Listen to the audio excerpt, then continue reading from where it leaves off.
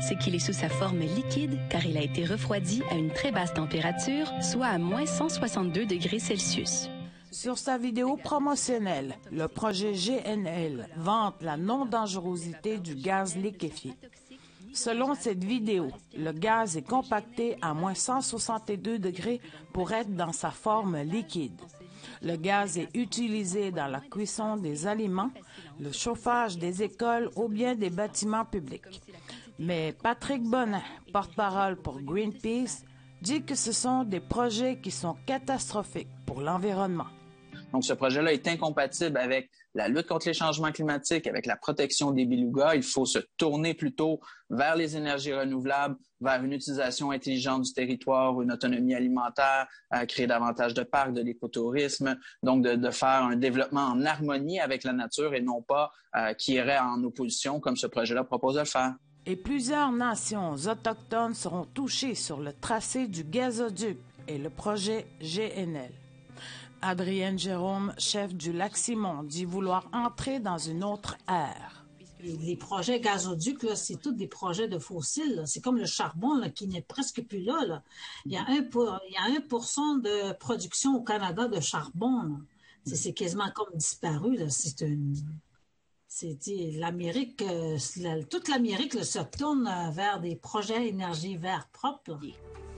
Le gaz naturel qui sera transformé par Énergie Saguenay. Pour James Cananasso, vice-chef de Picogan, l'enjeu de la question environnementale l'inquiète.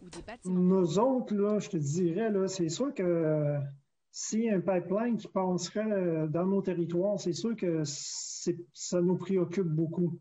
Et ça va nous obliger aussi à être plus prudents puis vigilants pour qu'on puisse faire une bonne analyse, au fond, là, de ça, puis avant de prendre une bonne décision. APTN a fait une demande d'entrevue à la communauté de Wemotaci, mais le porte-parole n'a pas répondu avant la tombée. APTN a rejoint la communauté de Peguagmiono-Taguihigan, mais il a dit attendre que le BAP rende public son rapport avant de commenter.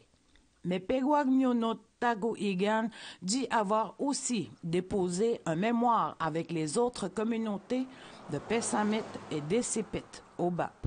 Nous avons volontairement choisi de ne pas se positionner pour ou contre le projet. Premièrement, les processus d'évaluation environnementale ne sont pas finis pour le projet d'Énergie Saguenay. Puis le projet d'Énergie Saguenay aura notre consentement seulement si le projet de gazoduc l'obtient également. Le Conseil d'Essipit ne prend pas une position pour l'instant, mais les 3 communautés Innu ont formulé des inquiétudes de l'enjeu du beluga. Toutes les Premières Nations identifiées sont consultées conformément aux lignes directrices édictées par le gouvernement fédéral. Pour maintenant, tout le monde est d'accord sur une chose. Le rapport très attendu du BAP, prévu pour être public cette semaine, dictera ce qui se passera pour l'avenir. Sylvie Ambroise, Nouvelle nationale d'APTN, Montréal.